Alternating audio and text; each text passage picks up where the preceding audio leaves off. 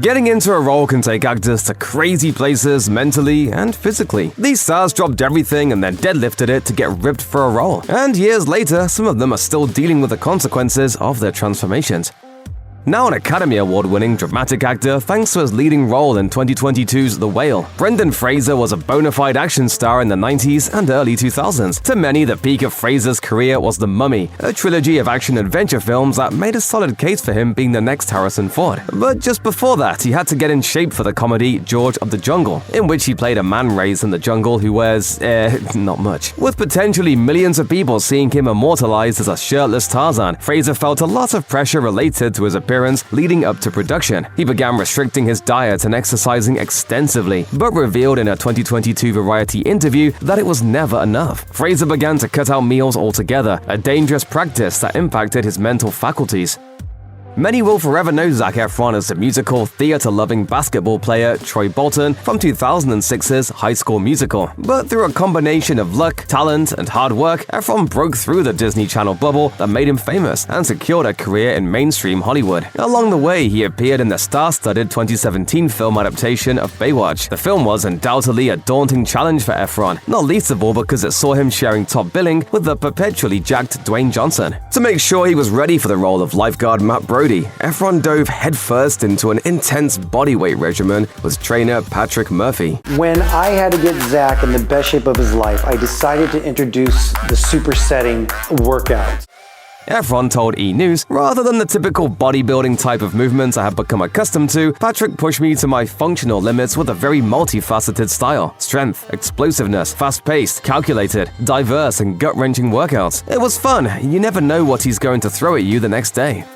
When Twilight star Taylor Lautner was required to pack on serious muscle to play Jacob Black in 2009's New Moon, the task was basically a full-time job. This sequel in the popular teen franchise sees Lautner's character transform from Bella Swan's quiet childhood friend to a muscle-bound werewolf competing with a vampire for her affections. Because of his character's dramatic shift, Lautner told People magazine that he was, quote, forced to be in a gym multiple times a day, 6 days a week, building his weight up from 140 pounds to 175 pounds. Hello, biceps.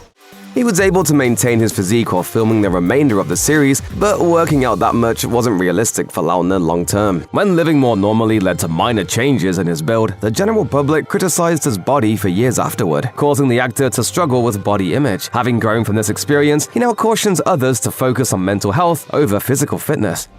Mixed martial arts fans might be impressed by how Jake Gyllenhaal got ripped to play a former MMA fighter in 2024's Roadhouse remake, but he's been ready for much longer than they probably realize. Gyllenhaal replaced Marshall Eminem Mathers on the 2015 sports drama Southpaw, which had been written with the rapper in mind. Directed by Antoine Fuqua and penned by Kurt Sutter, the film follows a professional fighter whose life unravels following his wife's murder. While Eminem would have brought unique emotional authenticity to the role, Gyllenhaal went above and beyond to physically portray a boxer at the top of his game. He started on the slim side, having lost 30 pounds for his role in 2014's Nightcrawler, but he managed to look the real deal in time for the shoot, thanks in part to a daily regimen of 2,000 press-ups. Speaking to The Independent, the actor revealed that he had 5 months to get into shape and learn how to box. He said, "I decided to train twice a day so it would give me an advantage, and it would seem like 10 months of training."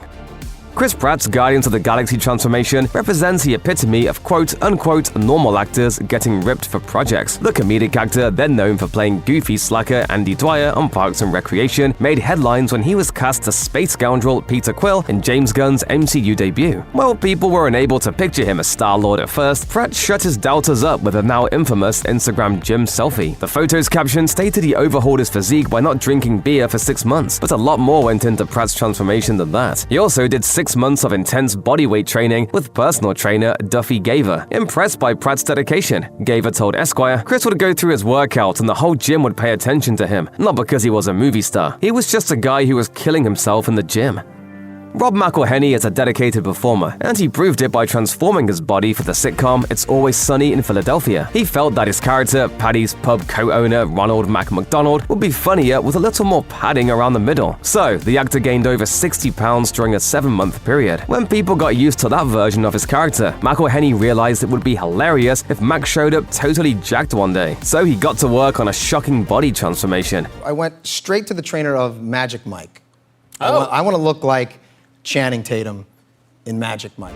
Much was made of McElhenney's ripped new appearance, but the actor was quick to remind everyone that he was only able to achieve his goals because he had the resources and time to do so. In a tongue-in-cheek Instagram post, he wrote, "Look, it's not that hard. All you need to do is lift weights 6 days a week, stop drinking alcohol, don't eat anything after 7 p.m., don't eat any carbs or sugar at all. In fact, just don't eat anything you like, get the personal trainer from Magic Mike, sleep 9 hours a night, run 3 miles a day, and have a studio pay for the whole thing over a 6 to 7 month span."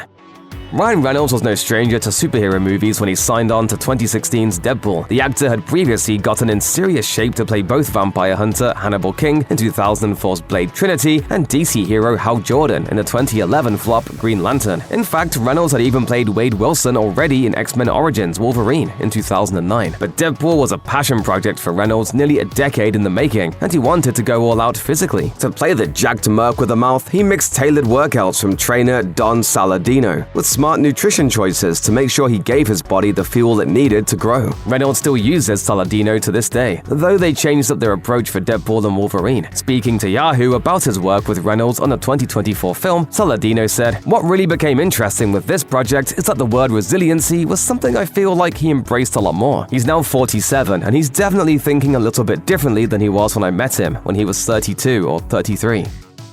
Having played the role of X-Men mutant Wolverine numerous times over the past few decades, Hugh Jackman is surely used to the physical demands of superhero acting. Each appearance required him to physically appear as an apex predator, and after his supposed swan song in 2017's Logan, Jackman thought he was done with his Wolverine body. But then Reynolds came knocking. Why would I go with you? Reynolds convinced Jackman to star alongside him in Deadpool's third solo outing, and with that, 2024's Deadpool and Wolverine was born. The Australian A-lister hadn't played Wolverine in several years by this point, so how did he get back in shape for the third Deadpool film? But simply with lots of effort. He started an Instagram series under the hashtag Becoming Wolverine Again to document his training for his MCU debut. Now that Deadpool and Wolverine is available worldwide, fans can see the fruits of Jackman's labors in high definition. Even before he donned Superman's tights and cape, Henry Cavill was someone that put a lot of work into his physique. In 2011's Immortals, he had to get into fighting shape in order to play the legendary Greek warrior Theseus, but Cavill aimed to surpass even that level of work when he was cast as Superman in Zack Snyder's Man of Steel. Working with trainer Mark Twight, Cavill stuck to an intense weight and body weight training regimen that also included elements of martial arts. He ate between 3,500 and 5,000 calories per day and often slept for 10 hours per night to give his muscles enough time to heal. Though it ultimately helped him pack on muscle and size, it also helped him gain the core strength to perform the extraordinary amount of wire and stunt work required for the role.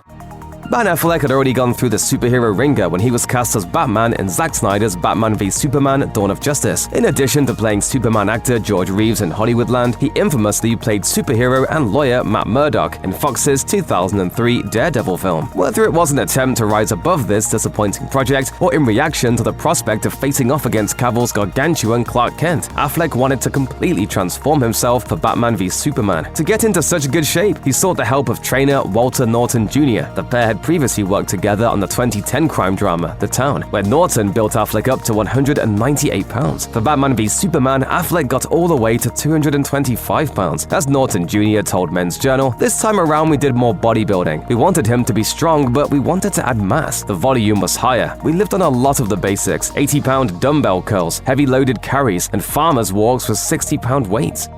Those superhero fans know him primarily as the MCU's Thanos. Josh Brolin actually played another comic book antagonist around the same time that he was causing havoc in Avengers: Infinity War. In 2018, Brolin appeared as the time-traveling mutant Cable in Deadpool 2. Unlike Thanos, which relied on CGI to appear physically imposing, Cable required Brolin to be a real-life Terminator-esque killing machine. At 50 years old with less than 3 months to get in shape, Brolin was facing an uphill battle. Embracing the challenge, he worked in the gym 3 hours a day with trainer Justin Lovato, primarily to trim down and sculpt his arms and shoulders. Brolin told Entertainment Weekly he was thrilled with the results, though he admits that it was hard work. He said, "I had this great midlife crisis idea. Buy a Ferrari? No. I'll get into shape. And it was just a dumb decision." After the disastrous Wild Wild West, Hollywood heavyweight Will Smith needed a win. Luckily, he found one in Michael Mann's Ali, a sports biopic about the legendary boxer Muhammad Ali. The star secured a $20 million salary for the role and was determined to get in the ring even as the project experienced pre-production hiccups. But the real challenge was getting into competitive shape. Smith and the studio planned for him to train to be a plausible boxer and pack on 35 pounds of muscle to match Ali's competitive weight of 210. Originally, they sought to do this by hiring an entire team of nutritionists and trainers, but they ultimately needed only one person, world-class boxing trainer Darryl Foster. Foster's previous clients include world champion and Olympic gold medalist Sugar Ray Leonard, and he effectively had Smith working out full-time. The pair started with a 3 to 5 mile run every morning before several hours of boxing and weight training in the afternoon. Float like a butterfly, sting like a bee. Following in Chris Pratt's footsteps, comedian and Silicon Valley star Kumail Nanjiani wanted to recreate himself as a walking god for the 2021 Marvel film Eternals, in a role very far from the nerdier characters he played earlier in his career. The comic book fantasy epic saw Nanjiani as Kingo, a cosmic-powered immortal superhero turned Bollywood star enjoying continued fame by posing as his own descendant. Nanjiani worked with trainer and gym owner Grant Roberts while shooting Silicon Valley, so he would be ready by the time Eternals began production. Like McElhenney, he was both excited to share his progress, but keen not to spread misleading messages to his fans. In a viral Instagram post showcasing his transformation, Nanjiani wrote, "I would not have been able to do this if I didn't have a full year with the best trainers and nutritionists paid for by the biggest studio in the world."